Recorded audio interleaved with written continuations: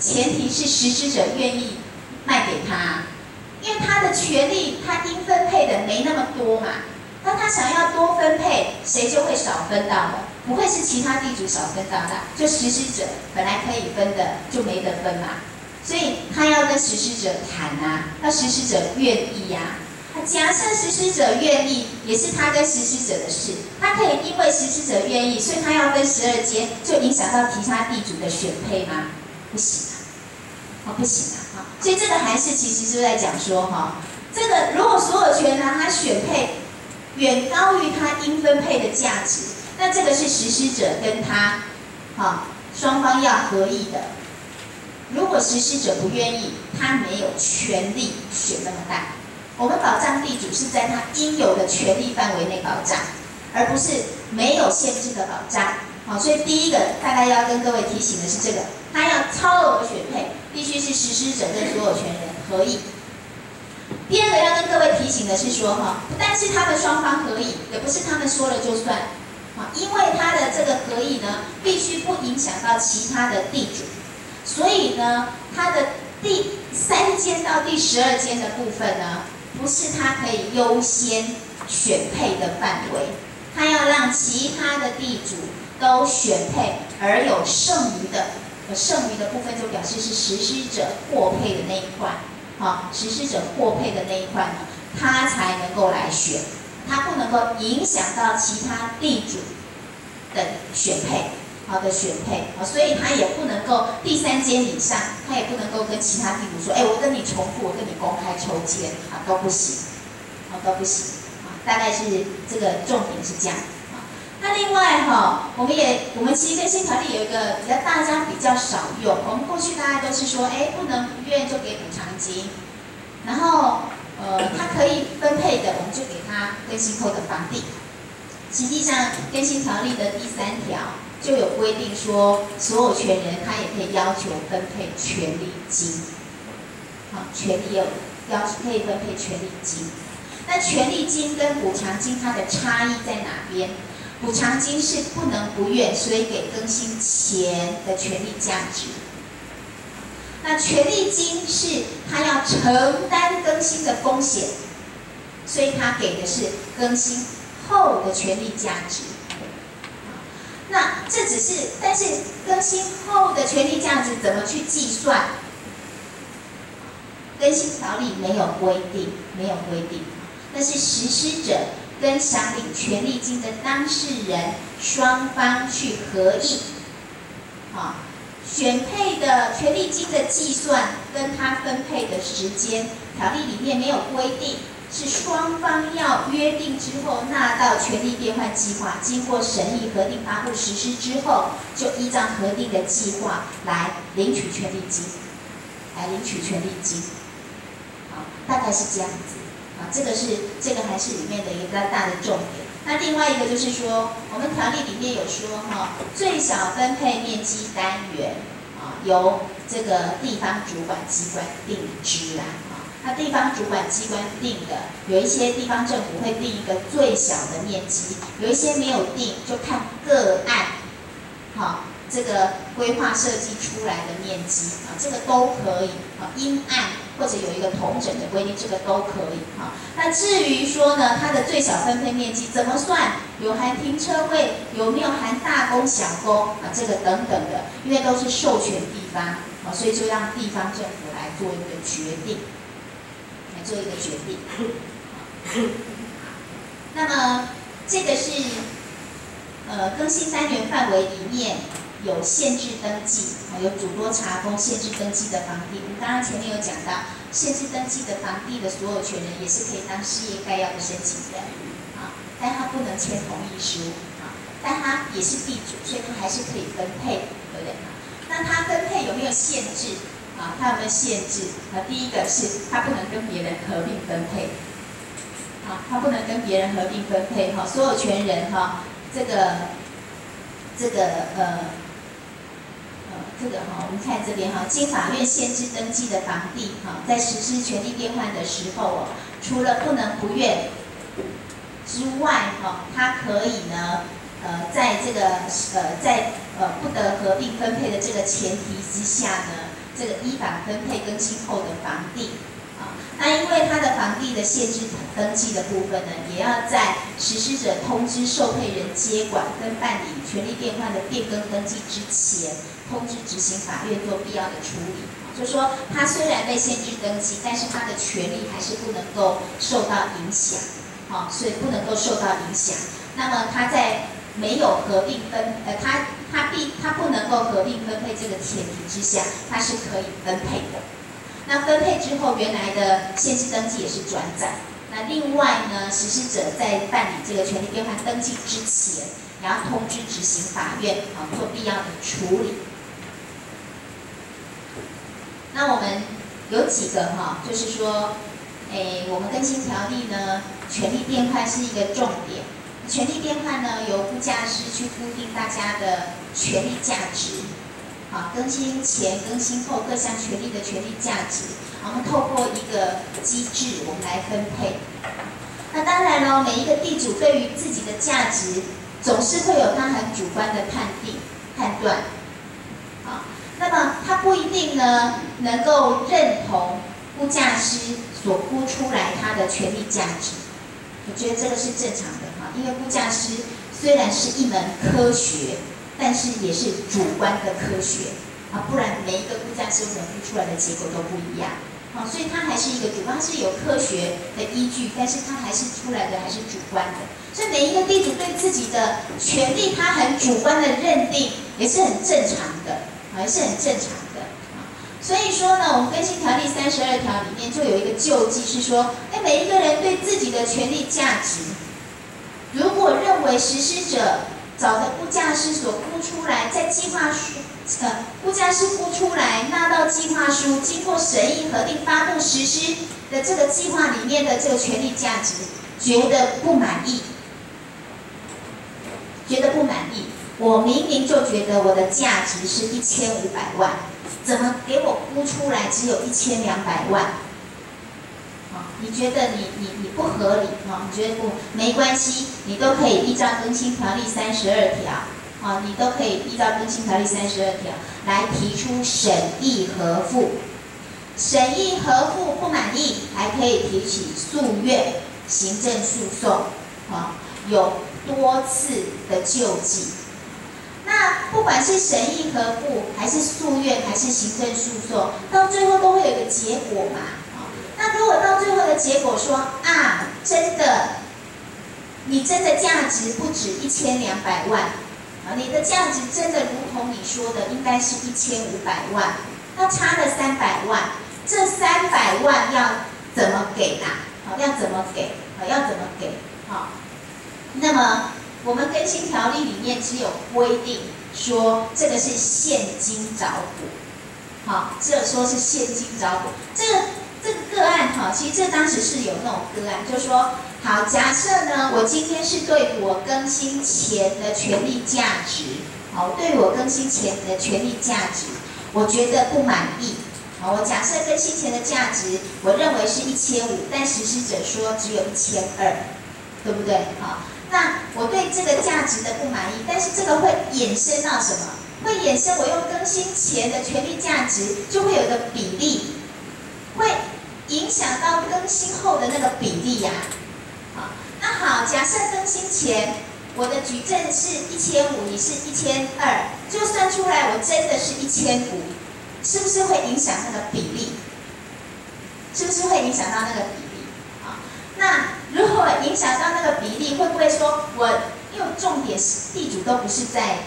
要求更新前，都是在更新后。那个比例不同的时候，是我更新后的比例也都要调整。可是如果你一调整，是全部的地主都要调整，那就会没完没了，所以我们不能够去改变这个比例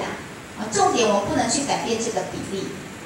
那么我们只能用现金来做找补。至于这个现金的部分，是用更新前的300万。还是会去推到更新后，也许变成2倍，是600万。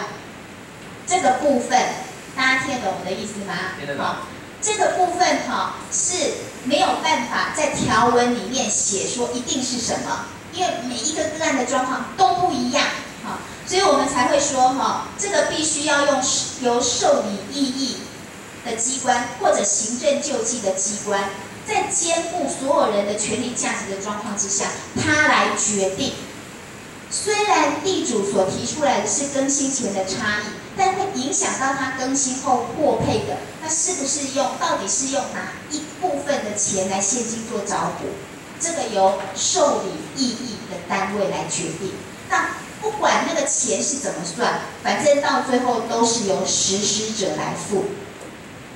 不能够影响到其他地主的权益。好，我们现在讲，如果这个实施者就是更新会，那很抱歉，也是更新会得付。那更新会就来自于更新单元里面的所有权人，每一个人都是会员。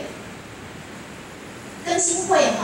如果是更新会的组织，在相关的费用提列里面可能要特别把那个风险管理的那一块要特别注意。不要说风险管理一般都是建商的利润，那我们更新会大家都没利润，所以我们不要提列风险管理费。错，如果更新会不提列风险管理费，可能会造成这种问题。你真的有额外衍生的费用的时候，地主没有一个人愿意出这笔钱，所以宁可先匡列这个费用，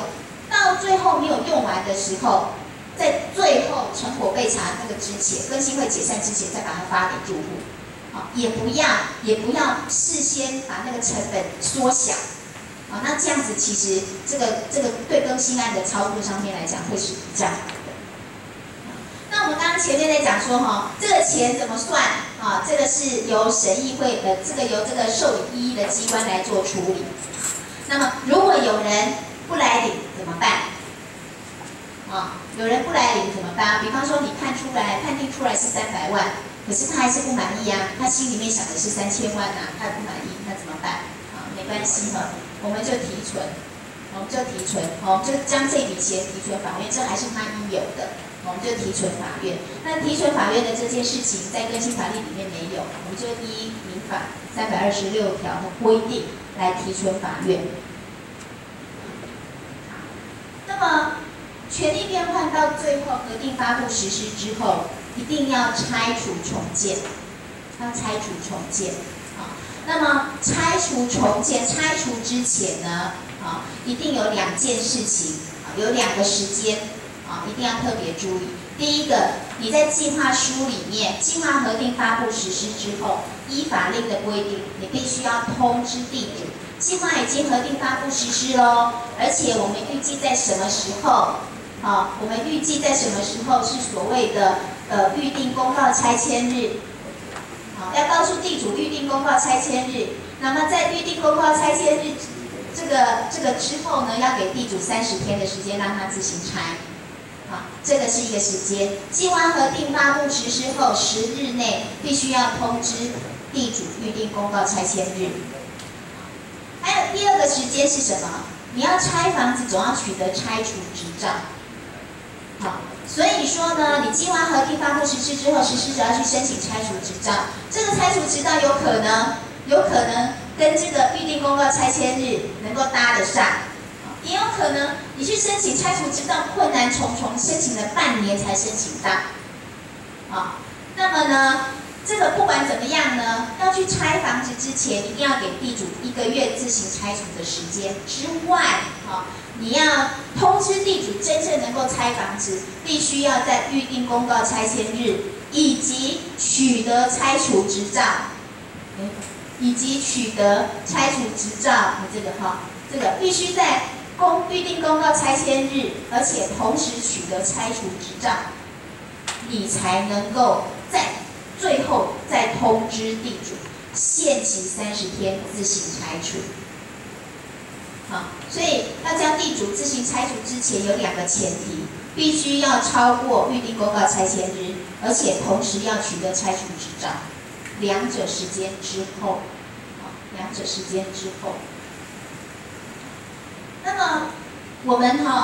大家有个这个特别注意一下，就是说我们都市更新里面有一些的费用是会发放给地主的。那哪一些是要课征综合所得税的？等等这种问题。那这个函释是在讲说，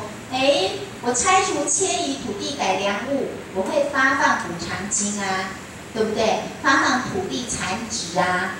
房地的残值啊，建筑物的残值啊，土地改良物的残值啊，那我们发放的这个我们叫做补偿金啊。那依照财政部的这个意见里面呢，只要是补偿金，基本上都认定它是损害赔偿的性质，就不课征综合所得税。只要是能够界定它是损害赔偿的性质，就不课征综合所得税。但是比较纳闷的是这个，就是说呢，如果是旧违章建筑户，实施者发放给旧违章建筑户的，有一些这个不只是所谓的这个补偿不只是它的改良物的补偿而已还有的是因为旧违章建筑物隐含有一些容积奖励，所以还会把容积奖励折算成现金，然后现地安置发放给他。那这个旧违章建筑户的安置的费用旧违章建筑户所领取的这些费用到底是不是损害赔偿的性质其实财政部说的很保留啦，他是说要个案来认定啦，因为你如果是一个30坪的铁皮屋的旧违章，不要说是铁皮屋不太可能就是反正30坪的一个旧违章，经主管机关认定它是旧违章，那结果因为它有容积奖励，所以你给他的这个价金实施者的这个计划里面方案里面给他的价金给了他1000万，然后你说它只是损害赔偿的性质，它等于1坪是30几万，那地段如果很好，假设在台北市这个精华地区，这是常有的事情常有的事情。这种财政部它基本上它就不一定全部都认为它是损害赔偿的性质。会认为它有利得，那隐含容积奖励的利得归到他的身上。那这个部分呢，财政部他们是认为他们会就个案来审酌它的合理性，就不一定全部都把它认定为损害赔偿，而不用课征这个综合所得税。所以没有一个完全100%的答案，他会就个案的状况来做处理，那么拆除土地改良物，我们要补偿它，我们补偿它用什么为标准来做补偿？基本上那个补偿，我觉得也没有什么标准，那个补偿就是估价师去估定建筑物的残值，就是估定这个补偿是补偿它的残余价值，那么由实施者查定，由实施者委托3家估价师去查定，所以说呢，这个补偿是补偿它的残余价值，而不是像我们过去一些公共工程拆迁，我们不是都有定了一些对于合法建筑物或者是这个违章建筑物的拆迁补偿标准嘛？为了公共工程的兴建各个地方政府都定了那种补偿标准那个跟这跟都市更新是两回事。我们的是只有补偿它的残值，而不是它的新建价格。这个部分可能给大家特别注意一下，好，那一个都市更新案我们对于各项的注明其实都有处理，所以我们对于土地所有权人、对于合法建筑物所有权人，甚至于有一些权利变换的关系人，还有各种不同的权利，怎么都有那我们更新案对于范围里面的旧违章建筑户，在更新案里面也有所规范因为我们也考量到事实啦，就是说一个更新案。这通常都是比较老旧鱼肉的社区那为什么它老旧鱼肉一直重建不起来那可能就是因为它的产权上面有出了一些问题，有一些可能是土地的长期被占用新建的旧违章建筑或者什么，反正就是各种的状况，它可能都是老旧社区遇到的问题。那所以说呢，如果里面有旧违章建筑户，更新条例里面有特别提到是说，这个呢可以由实施者在办理权利变换的过程当中提出处理方案，由实施者提出处理方案。那么经过这个双方的协议，也经过地方政府的审议、核定、发布、实施之后，就可以执行。那这个处理方案呢，就包括了它可以配套的，可以有一些建筑容积的奖励，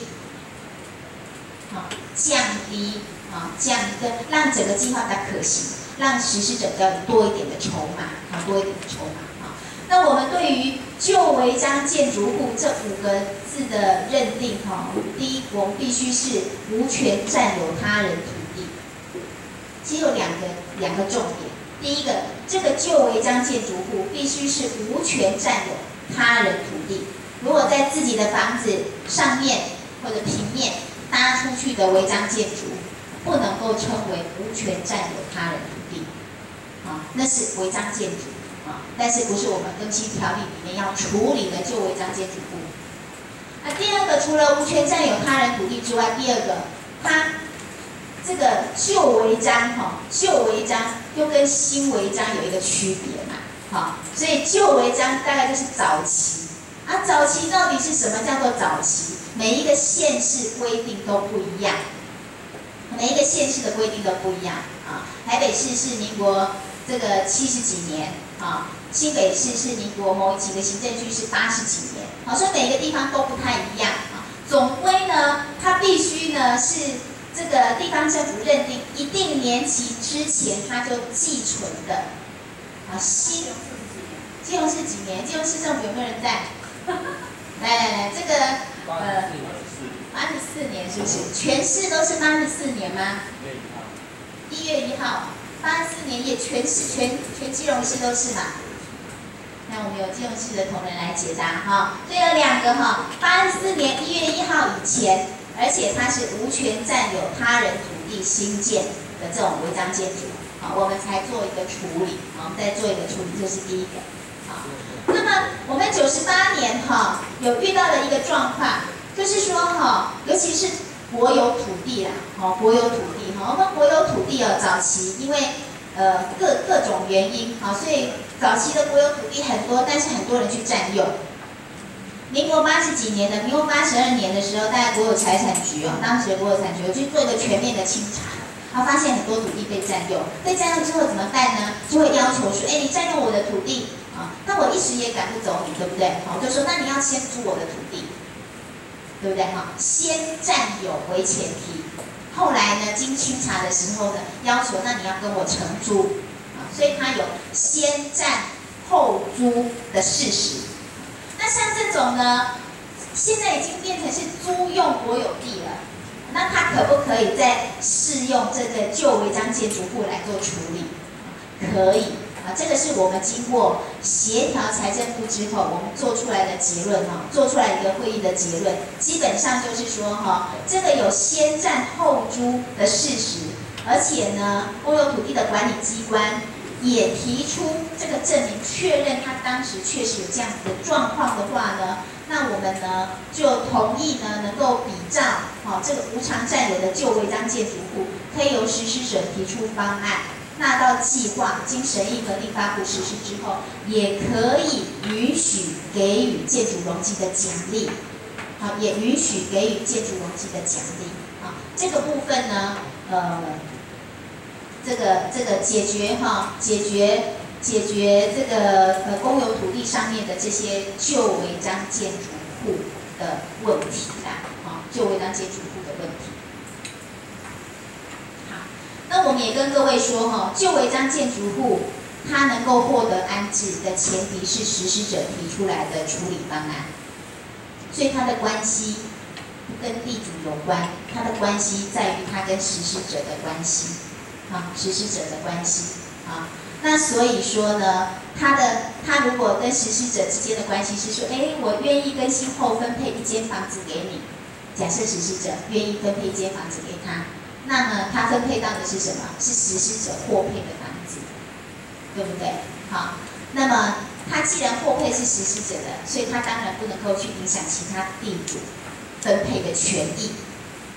好，那个关系之间是这样子做理清。好，所以我们说哈，这个违建户可以选配的部分是实施者取得的部分，所以是由实施者跟违建户双方合意为之，同时呢不能够影响其他所有权人或权利变换关系人因分配而有优先选配的权益。啊，它不能影响到别人，所以它的登记，既然是实施者获配之后给他的，所以所以基本上它的登记是先登记给实施者，再登记给就违章建筑户，但是不是分好几天登记啦，啊，就是同一天啦，只是它那个逻辑上面是这样子，是更新后。这个登记权利变换登记的时候是登记给实施者，再从实施者移转给就违章建筑户，好，移转给就违章建筑户。所以我跟各位说，权利变换获配的房地，在奢侈税里面，它是可以不纳到奢侈税那个2年的限制的。地主、权利变换关系人、实施者。这些都有资格分配，他们分配的房子2年内处分是没有那个奢侈税，啊的这个限制，但违章建筑户有，啊，为什么有？因为违章建筑户它是先给实施者，再给他，对不对？好，先给实施者，再由实施者移转，所以实施者已经移转给他了，已经是第1次移转了。他要再移出去，就要受到奢侈税的限制，啊，所以大家这个部分哈要特别注意一下。好，那我们容积移转呐，哈，我们更新条例里面45条有规定，这个可以办理容积移转，啊，那实际上容积移转它是一个补偿的性质，它不是奖励。我们说你容积移转进来的量有20%的法定容积，那不是说它的奖励多了20%，因为容积移转的刚开始最根本的是补偿所有权人，是为了补偿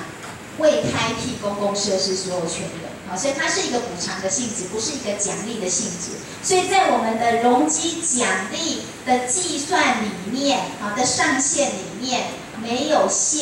纳到容积移转的这个部分，也就是容积移转的量可以外加，容积移转的量可以外加，因为它不是奖励的性质。即使现在内政部在定都市计划法的台湾省施行细则，以后我们基隆市就会适用。我们说，这个台湾都市计划法台湾省施行细则定了之后。我们会有一个容积奖励的大帽子。我们以前个别都市计划都有小帽子、小帽子、小帽子，但一个人可以戴5顶小帽子，它叠起来很高。那我们以后在台湾省施行细则，你要定一个大帽子，不管你小帽子怎么样，大帽子一戴，小帽子都没了。那这个大帽子定出来，也不影响到容积移转可以外加。概念就在于容积移转，它是补偿，它不是奖励。好，我们限制的是奖励量，我们没有限制补偿。这个部分跟大家也补充，好，做这样的说明。那我们如果是一个更新单元，里面假设有3000平方公尺，可是啊，这个更新前啊，它的一个更新单元里面，它状况不一样，哈，有一部分是已经盖了10楼的建筑物，而有的可能是素地，可能是1楼、2楼，啊，全部整合成一个3000平方公尺，但里面的状况都不一样。那我们在计算容积奖励的时候，哈，我们说一个更新单元里面有诉中建筑基地，我们在计算容积奖励的时候，我们是分开来计算。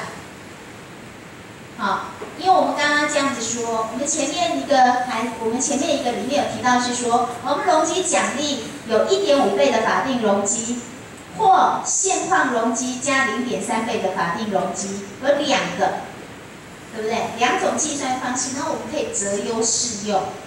这个择优不是整个单元择优，而是细分到每一个建筑基地来择优。所以刚刚如果我说到的是那个更新单元里面有个10层楼的建筑物，假设它现况容积是500，但法定只有200，那个基地我们就允许它可以到500，好，至少维持它现况容积的那个部分啊，它还可以再加30%的法定容积。那可能是同一个更新单元里面有一块是速地的，那现况容积是0啊。他就会去选择法定容积的1.5倍，因为200的1.5倍就是300，上限就是300。好，所以我可以把一个更新单元里面拆成好几块，然后去算出来它的总量，算出它的总量。这个总量在事业计划里面会算得出来，但是这个总量怎么分配，就是在权利变换的时候分配，对不对？在权利变换分配。在权利变分配的时候，会不会说，哦，那个500，就10层楼的是500，所以这个500全部都给这10层楼的？不一定，不一定，啊，不一定，啊，因为权利变换我们是透过价值的转换，透过价值来做转换，而这个价值的转换的时候，它的容积的贡献度是其中一个考虑的因素，但不是全部的因素。我们要考量的还有很多的项目，好，所以容积奖励的多寡是贡献的程度是一个考虑的因素，而不是完全的因素啦，好，而不是完全的因素。所以各位日后在权利变换计算或者分配的时候，可能要特别注意这个部分哈，这个部分很容易造成地主跟地主之间的不信任。好，跟纠纷，好，所以我们一定专业者要把这个部分要跟地主说得很清楚，好，说得很清楚。然后我们有定容奖办法，容奖办法里面有提到说哈，协助开辟、管理、维护这个公共设施，我们可以给予建筑容积的奖励啊，这2个。也许一个案子是也有开辟也有管理维护，也有可能是只有开辟没有管理维护，也有的是已经开辟，我只需要管理维护，都没关系，都没关系哈，都可以，没有说这个申请这项奖励就一定要帮忙开辟，说不一定已经开辟的公共设施，说不定它是一个公园啊，虽然已经开辟了，但是实在是整理得很差，对不对？好，那我们也可以呢，这个来管理维护这个公共设施一定的年期，那它所需要的成本负担，我们也可以把它纳到这个更新案的申请容积奖励，这个都是可以的，也不一定要范围内、范围外，都可以，都可以，因为这些东西都是可以计价的，都是可以计价的，大概是这个样子。那么。刚刚也有人在提到说，我们都市更新的税捐减免的部分我跟各位说明一下，就是说我们的税捐减免在都市更新案里面最大的是土地增值税跟契税，它2个绑在一起。好，另外还有房屋税跟地价税。好，那我跟各位说，房屋税跟地价税就不管只要是都市更新案，它都可以适用。不管它是重建，不管它是整建维护，不管它是协议合建、委托新建、自地自建，还是权利变换都可以。这个地价税跟房屋税都没有限制，但是影响最大的是土地增值税，它跟契税绑在一起，这2个绑在一起，这2个只有权利变换的案件才有。只有权利变换的案件才有，现行的规定，现行都市更新条例的规定是只有权利变换的案子才有。那如何税捐减免？我们的权利变换的土地增值税也只有针对土地所有权人，只有针对土地所有权人才有土地增值税的适用。那我们说一个权利变换的案子，土地所有权人他可以参加分配，可是还有其他的权利变换关系人也可以参加分配啊，实施者也可以参加分配啊。那我跟各位讲，很抱歉，权利变换关系人跟实施者，他参加权利变换获配的房子，日后移转都没有减征土地增值税的适用，都没有，实施者也没有啊。权利变换关系人也没有，因为实施者跟权利变换关系人，它的概念都是权利变换后从土地所有权人那边取得的，可能是折价抵付，可能是无偿移转，但总之它都是从地主那边拿来的，所以地主给他一次，他再出去就没有了。好，所以概念上是这样子哈。所以我再跟各位就这个函释的部分哈，再讲的清楚一点哈。所以哈，这个原土地所有权人在权利变换后取回的房子是原有，啊是原有。那么呢，他在取回房地之后移转的时候，对不起，这字错了哈，再一次移转的时候呢，它可以减征，依照46条第3条减征土增税跟契税40%。原土地所有权人更新后获配的房地，它移转时减征40%的土地增值税跟契税。第二个部分是在讲权利变换关系人，包括合法建筑物所有权、地上权、有限权跟第三对不对啊？权利变换关系人，它的取得是土地所有权人获配后无偿移转，获配之后的无偿移转，所以它的概念上是地主分配了之后移转给他，已经是第一次了。他在移转的时候，就没有46条第3款减征土地增值税跟契税的适用，所以权利变换关系人没有。我们再看实施者，实施者为什么可以取得更新后的房地？是地主将更新的成本用更新后的房地折价抵付给他的，所以他也是所有权人权利变换后取得的第一次移转，然后呢，所以呢，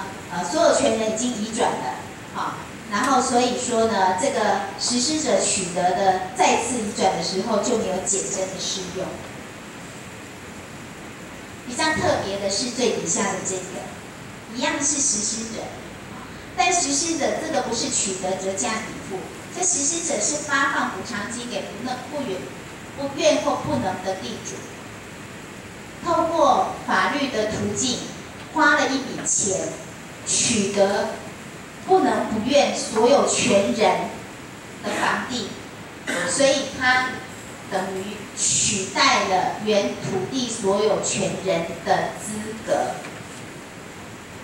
在更新前取得了土地所有权人的资格，所以他是土地所有权人之一，所以他在办理权利变换这个取得房地之后的第一次移转，有减征土地增值税跟契税40%的适用，所以大概是这样子。只有土地所有权人还有实施者发放不能不愿取代土地所有权人的资格的才有，其他权利变换关系人跟一般折价抵付取得的那个实施者的部分没有。那当然，我们现在在修更新条例，已经送到立法院。我们是扩大减税的税基，所以有说，如果是协议合建的案子，那么地主呢，土地所有权人透过协议合建，移转部分土地给实施者。移转部分土地给实施者的那个部分，移转那个部分，它可以减征土地增值税40%，减征土地增值税40%。那这个，但是它还有前提啦，前提是地方政府，因为土地增值税是地方税，要地方政府如果认可的话可以减征。好，我们还是回到这个每一个地方政府去，还是要考量它的地方财务的状况，因为由中央来说减税，结果减到的是地方税。 所以这个还是要去尊重地方，但是我们留了一个影子说，如果地方财政上面是同意的，是可以减。那但是我们之前在行政院沟通了非常的多次，其实地方政府都非常的愿意。好，如果因为这样子而能够促进都市更新的进行，好，来减少都市更新的争议，那确定大家说争议很大。如果是这样子可以减少那个争议的话，地方政府都非常的愿意啦。那我们也说。 地价税，我们是更新期间，更新期间，那地价税它可能是减征，也有可能是免征，没办法使用就免征，可以使用就减征，可以使用的话呢就减征，那所谓的更新期间，这个4个字呢，这个我们。 在细则里面，我们有提到说，它是所谓的更新期间，指的是实际施工的期间。但实际施工期间呢，到底指的是什么？我们只好在没有一模一样的文字但是呢，建筑法呢有相关的类似的规定，它叫做建筑期限也就是开工到完工的那个时间所以我们大概就引用了所谓的更新期间的所谓的实际施工期间，我们就把它引用说，主要呢是以这个主管机关核定的这个建筑期限，然后从开工之日起做计算，用这样子来做认定。但现在也目前遇到一种状况是，如果一个更新案就部分拆了，同一户都拆了。 不同意户他没拆，那么如果全面的减，如果全面的免征地价税，那对于拆的他没办法使用也就罢了，那个还可以使用的为什么要免？那如果一律不免，或者一律都只有减征，那对于拆掉的人也不公平所以我们现在发现是说，一个更新案里面，你说全部都一致吗？也不是。 就实质上去认定，拆掉的就免，没拆的它就只能减，这样子比较合理也就一个更新案里面，它不同的状况就有不同的结果，要用它实际上面使用的状况来做一个认定。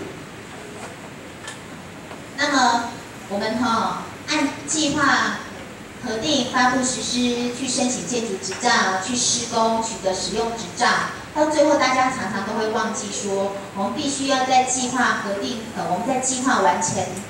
后6个月内，我们要有成果备查。那这个虽然没有法则可是要跟各位讲，那以后日后如果有案子的话，一定要记得完成之后要成果备查。那么完成什么叫做完成？什么样案子叫更新案的完成？基本上我们做分类如果它是协议合建。 如果它是协议合建的案子我看一下OK 这边如果是协议合建的案子，因为我的法规并没有规定一定要登记嘛，一定要第一次登记没有嘛，现在还是没有规定嘛所以协议合建的案子我们不以登记为必要所以我们说协议合建的案子在取得使用执照，这个更新案就已经完成。 但权利变换的案子呢？权利变换的案子呢，我们依法是主托登记一定要登记所以我们权利变换的案子就是完成产权移转登记完成产权移转登记那一天，我们把它认定它是更新案的完成更新事业完成之日，所以它是2个不一样的。那各位，如果有一个是多数决的协议合建。 我们现在还有那种多数决协议，80%是协议，20%是权利变换。那么80%是一般的案件，一般的案件取得使用执照，20%是这个完成产权移转登记之日。可是它明明就是同一个案子这种状况我们就一律把它延后，在权利变换完成，也就是所谓的产权移转登记之日。 来作为这个都市更新事业计划完成日，完成日。最后2个函释跟各位讲一下，说我们都市更新这个我们更新条例有61条之一啦，主要是在讲说哦，更新案哦一下子一个程序下来可能要5、6年，啊，那我如果5、6年，以现在地震频繁或什么，日法会经常在变动，啊，那我如果是5、6年前开始谈到好不容易整合好了，我今天送件。然后今天送件的时候呢，我用现在的法规来申请，对不对？都符合，对不对？可是审议了2年，啊，2年后呢，我要去挂建造的时候，很抱歉，法规又变了。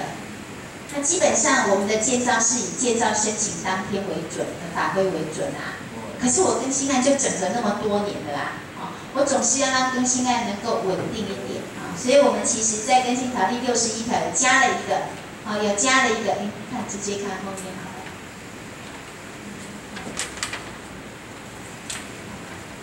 题外话讲好了。好，我们更新条例61条之一里面，我们就去加了一个条文，我们就说哈，我都市更新案到最后一定会申请建筑执照嘛，所以我建筑执照的相关法规，啊，申办建筑执照的相关法规，我的时间哈是以我都市更新事业计划送件日。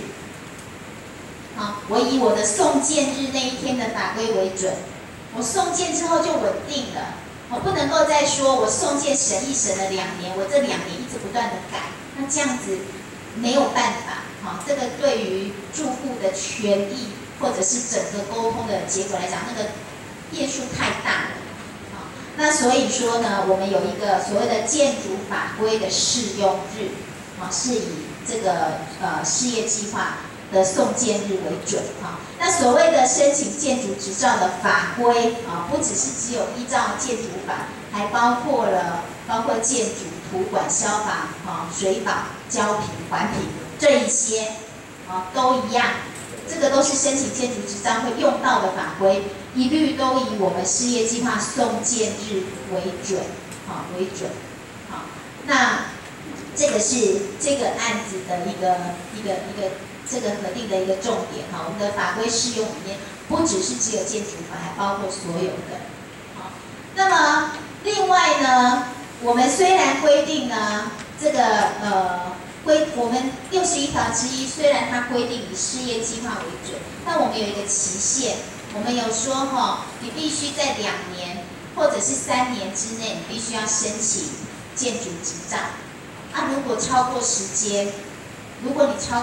那很抱歉，就必须要用新的就是必须以送件当时的法规为准啊。好，我们有给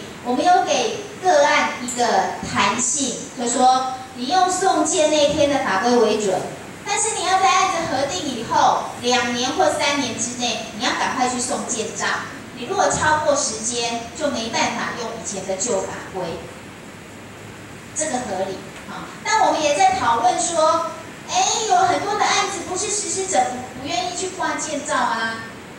是主管机关可能审查了3年还不过啊，对不对？不一定完全都是实施者的责任啊，所以我们在今年的4月22号的时候，我们去做了一个比较弹性的规定，我们就说你至少你必须，如果是权利变换跟事业计划分送的案子，就也许时间会拉得最长的那种案子啦，我们就规定说那么呢，实施者呢要在这个权利变换计划核定后，那就不能归到市政府的问题了嘛，人家都已经核定了嘛，核定之后你1年内你一定要去申请建章。对不对？就不能够再用市政府审查太久来当成理由，因为市政府的审查时间我都没有算的，我算的是你权利变换计划经过审查已经核定了，我再给你1年的时间让你去准备建造的图说，如果你还不去申请，那就没得说了。那大家会不会说，那他不去申请就是因为地主还不同意呀？不会呀，我们权利变换的案子是不用地主出同意书的，直接以核定的那个权利变换计划书就可以，还有你的那个建筑图说啦，就可以去申请建造，不用去取得土地使用权的同意书，所以也不能够把地主拉进来说地主的问题，也不是市政府的问题，就完全是实施者的责任，必须在1年内核定后1年内，逾期的话呢，就以真正申请建筑执照的那一天的法规为准。好，以上大概就是这几年来整个都市更新条例里面比较重要的一些的这个函释的部分，跟大家做这样的说明。好，谢谢各位。谢谢林科长清楚的说明。那因为时间的关系，请学员如果有什么问题，欢迎到前面再跟科长讨教。那我们后面已经备好便当，那请大家凭着餐券跟我们同仁领取便当，谢谢。对。